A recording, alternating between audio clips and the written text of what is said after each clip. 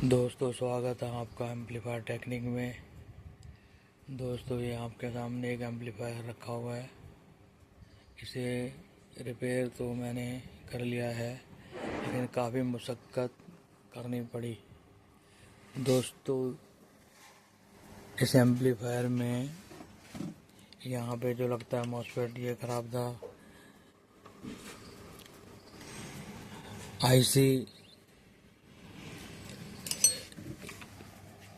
ये जो आईसी लगे हुए हैं दोनों ये फटे हुए थे। ये दोनों आईसी ख़राब निकले। यहाँ पर जो ये मॉसफेट लगे हुए हैं एक दो, ये दोनों ख़राब थे। इन दोनों को भी नया लगा दिया है। इसमें चेक करते करते पता लगा ये जो ट्रांसफार्मर लगा हुआ है ये भी ख़राब निकला। तो ये बाद में पता लगा ये यहाँ जो आईसी लगा हुआ था ये भी फटा हुआ था। लेकिन इस आईसी को डालने के बाद में मैं आगे चेक किया तो पता लगा कि ये ट्रांसफार्मर भी इसका ख़राब है। तो फिर ये आईसी बेकार में लगाना पड़ा मेरे को। मैंने आईसी निकाल लिया। निकालने के बाद में इस ट्रांसफार्मर को भी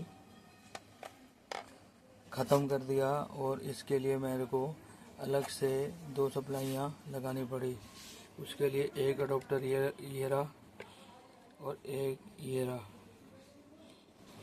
इनको एसी सप्लाई दी हुई है, डीसी सप्लाई है।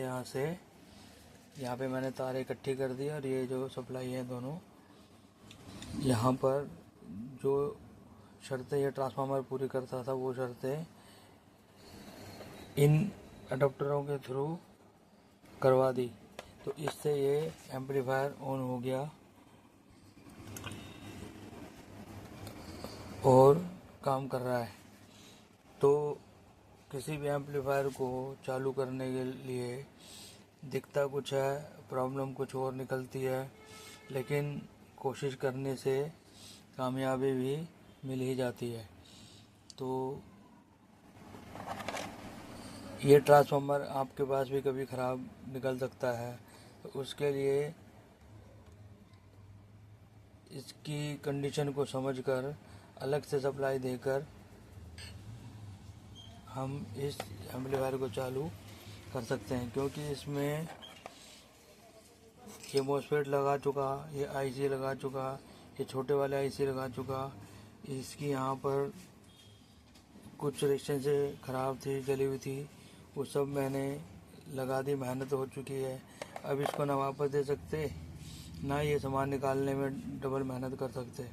इसलिए फिर इसको आगे की प्रॉब्लम सॉल्व करते हुए इसको ठीक करना ही उचित समझा।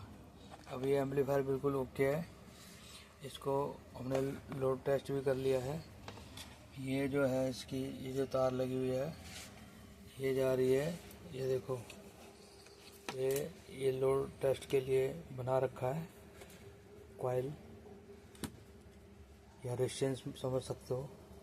ये दोनों चैनल के लिए बना रखी है रेजिस्टेंस, ठीक है। और ये जो है यहाँ से ये इसको इनपुट दिया हुआ है। इनपुट जनरेटर ये सामने रखा हुआ है, ठीक है। इसकी सहायता से इसको इनपुट सिग्नल दिया जाता है इस पॉइंट पे, और यहाँ से आउटपुट देगा। वॉल्यूम खोलने के बाद ये लोड टेस्ट इसका हो जाता है।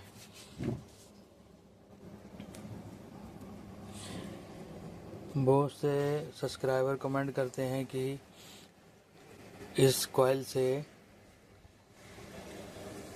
लोड टेस्टिंग नहीं होती, लेकिन मैं तो कई बार आप लोगों को प्रैक्टिकल करा चुका हूँ और दिखा भी चुका हूँ कि ये जो रेजिस्टेंस बनी होती है इससे कामयाबी मिलती है और लोड टेस्ट हो जाता है। लोड टेस्ट का मतलब ये है कि अगर इस एम्पलीफायर में कोई कमज़ोरी होगी, मान लो आपने इसका फ्यूज़ जुड़ा हुआ, फ्यूज़ आपने लगाया, फ्यूज़ हल्का लग गया, और जैसे ही आप इसका लोड टेस्ट करेंगे फ्यूज़ हल्का होगा तो फ्यूज़ उड़ जाएगा।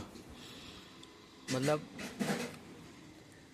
इस एम्पलीफायर को ओके होने के बाद में आप किसी काम पे भेजवा देते हैं, कस्टमर को वापस दे देते हैं, हाँ जी ओके है, आपने लोड टेस्ट नहीं करा। कस्टमर अपने पार्टी में चलाता है, चलाते ही थोड़ी देर बाद में उसका फ्यूज़ उड़ जाता है, तो पार्टी को तो समझ में आएगा नहीं कि भाई क्या प्रॉब्लम आई, लगाते ही उड़ गया, तो उसमें हमारी इमेज ख़राब होती है। इसलिए लोड टेस्टिंग से ये फ़ायदा है कि जो भी प्रॉब्लम है या कोई फ्यूज उड़ने वाली बात है या कुछ भी है, वो आपके काउंटर पे ही आपको पता लग जाएगा कि कम से कम आपको ये तसल्ली हो जाएगी आप जो एम्पलीफायर ओके करके दे रहे हैं वो बिल्कुल अच्छी क्वालिटी का और ठीक से बना हुआ है, ये तसल्ली हो जाती है। इसलिए लोड टेस्टिंग करवाना ज़रूरी है। तो आज की वीडियो इतनी ही, मिलते हैं अगली वीडियो में, तब तक के लिए नमस्कार।